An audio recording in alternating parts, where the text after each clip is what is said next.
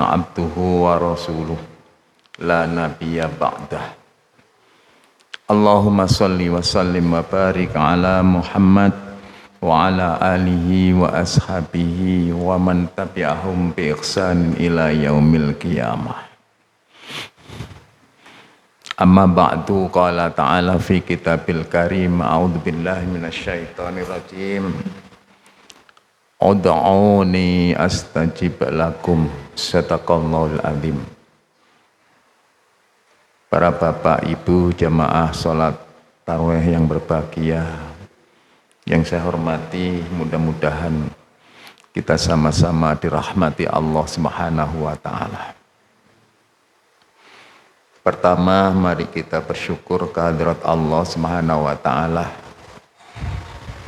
Kita masih diizinkan, ditakdirkan, diberi sehat walafiat lahir dan batin, sehingga dapat mengikuti sholat tarawih atau qiyamul Ramadan. Tentu kita berharap mudah-mudahan yang kita lakukan ini senantiasa diterima dan mendapat ridha Allah Subhanahu wa ta'ala. Yang kedua, sholawat serta salam mudah-mudahan tetap tercurahkan pada Rasulullah Muhammad sallallahu alaihi wasallam. Mudah-mudahan kita diberi kemampuan oleh Allah untuk mengikuti sunnah-sunnahnya, sehingga kelak di hari kiamat kita akan mendapatkan syafaatnya, tentunya dengan izin Allah Subhanahu wa ta'ala.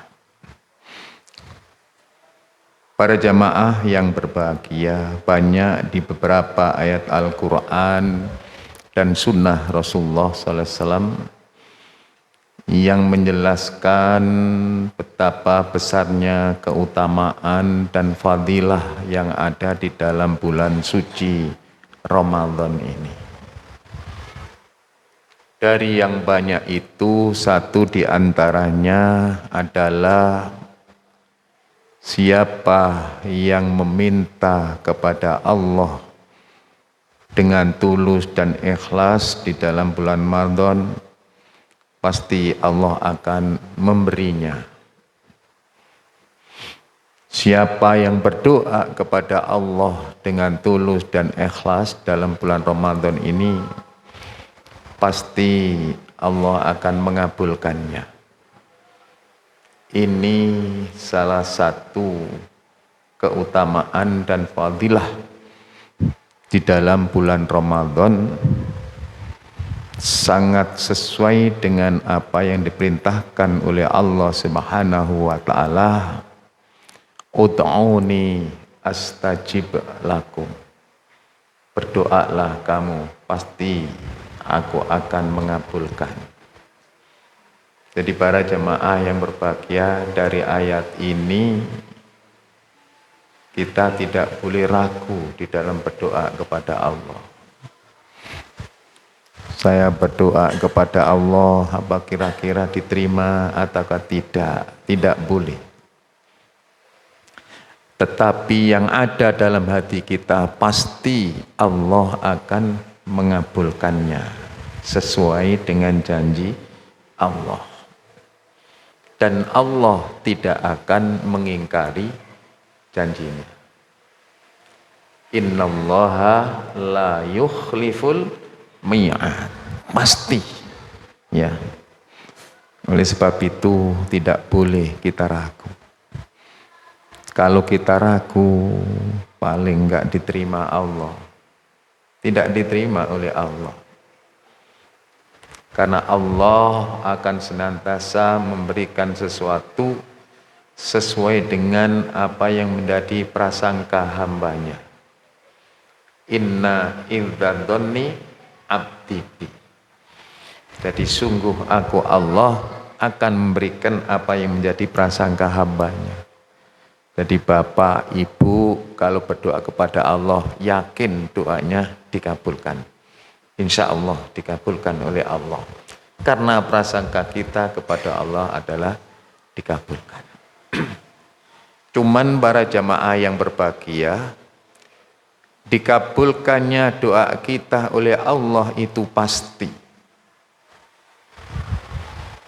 Tetapi ada 3 kemungkinan Allah mengabulkannya.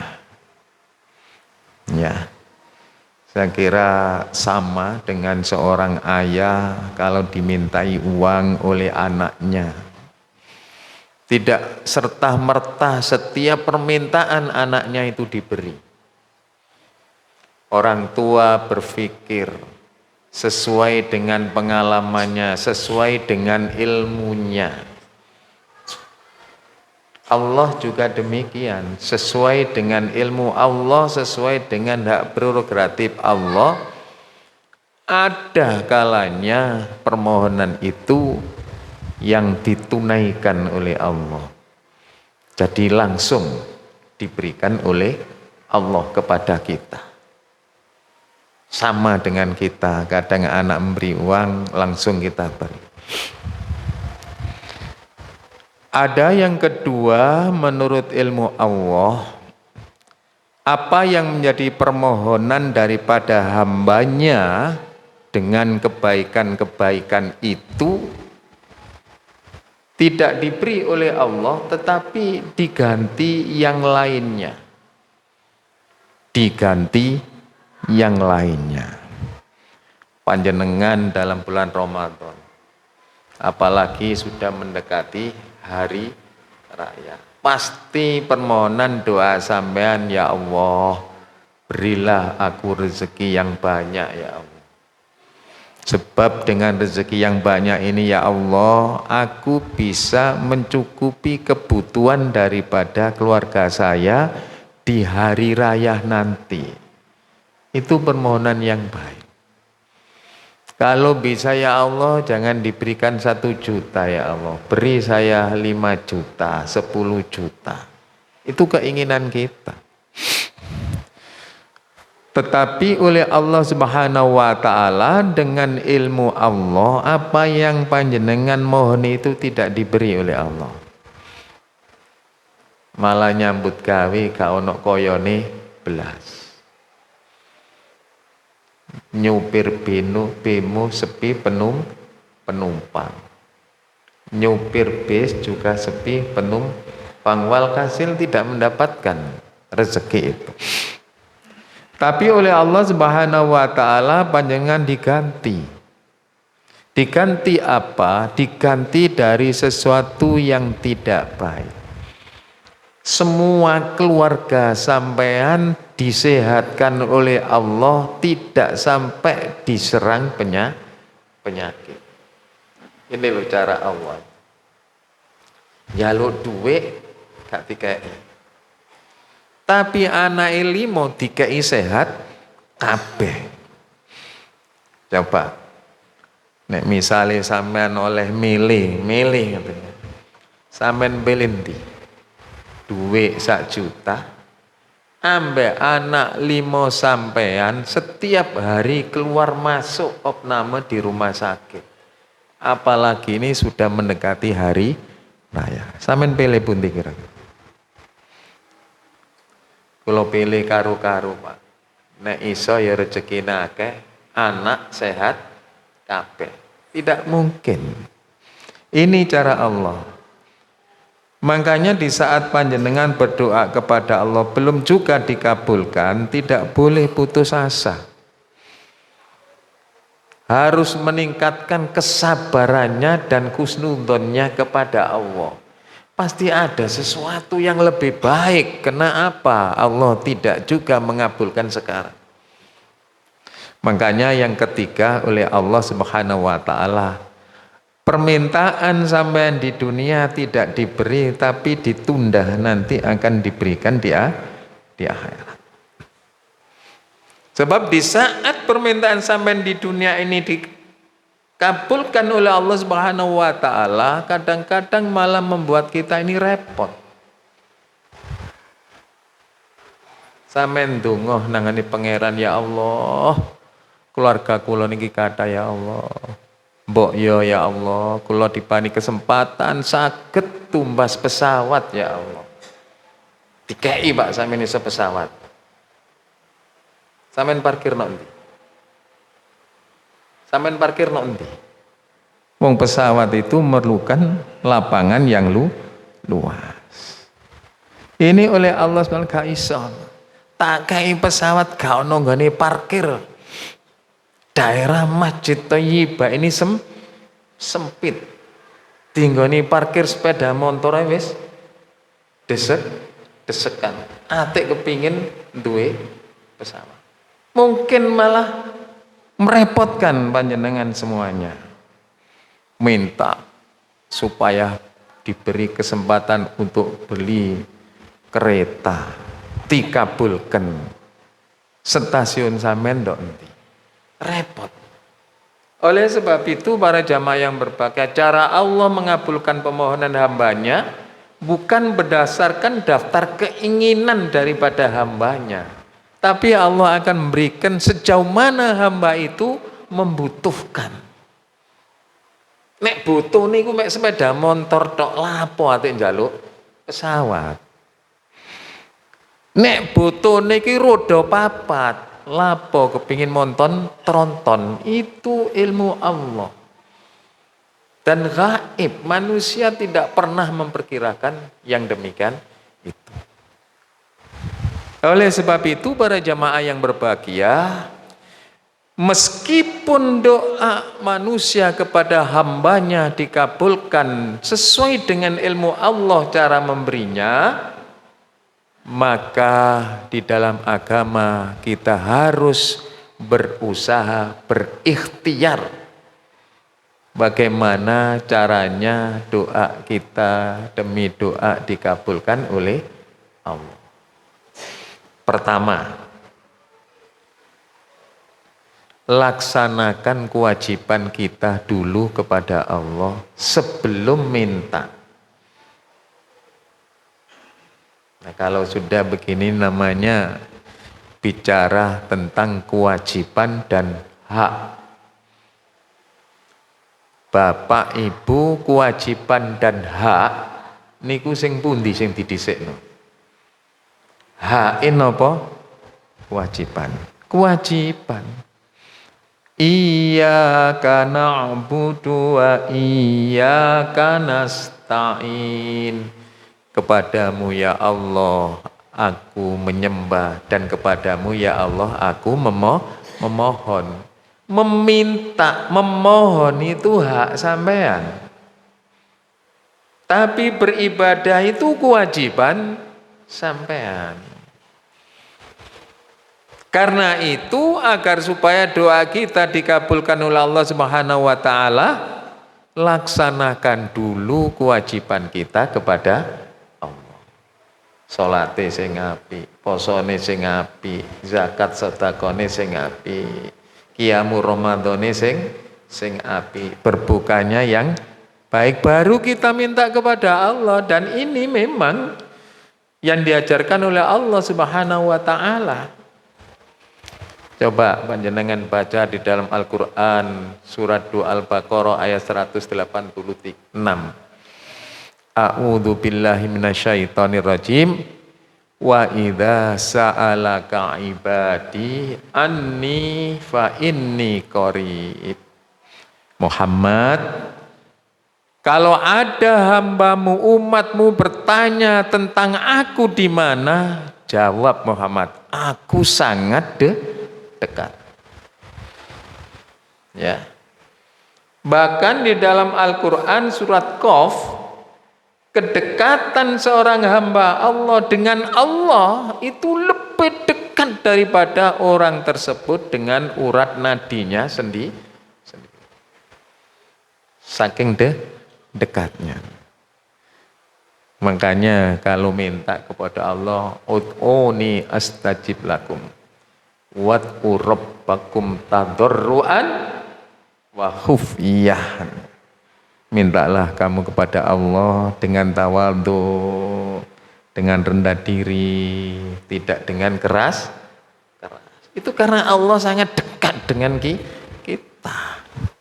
Kadang-kadang kita sudah doanya banter, menggunakan mic yang banter, di atas loudspeaker yang sangat tinggi. Semua orang bisa mendengarkan.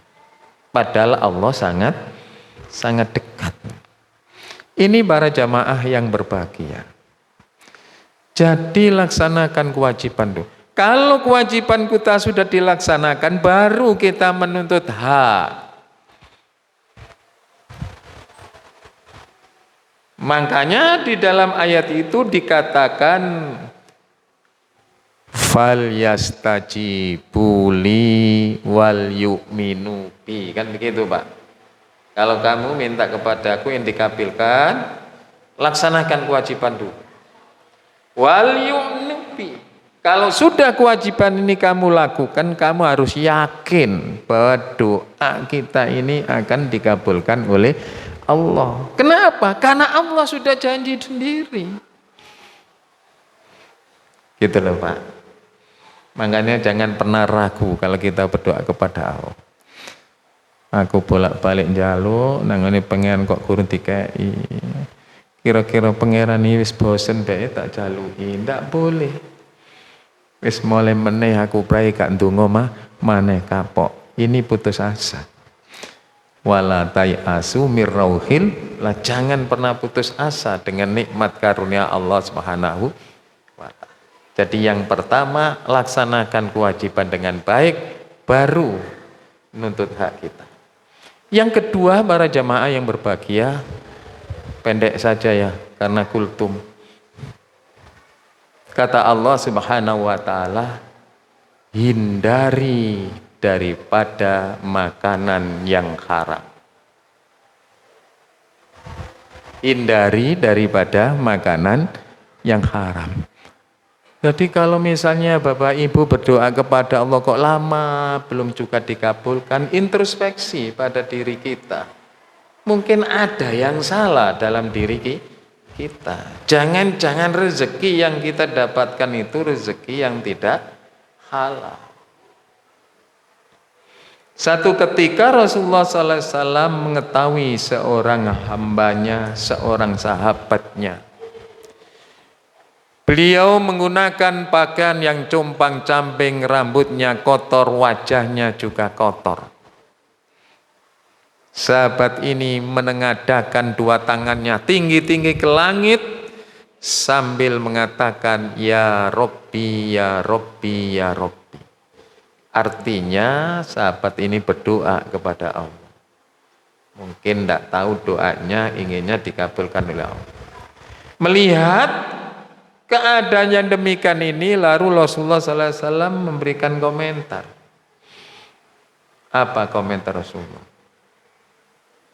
Mana mungkin Allah akan mengabulkan doanya seseorang yang mana konsumsi yang dimakannya setiap hari dari hasil yang haram, pakaian yang digunakan setiap hari dari hasil yang haram, kendaraan yang dinaiki setiap hari dari kendaraan hasil yang haram, rumah yang ditempati tinggal setiap harinya dihasilkan dari uang yang haram.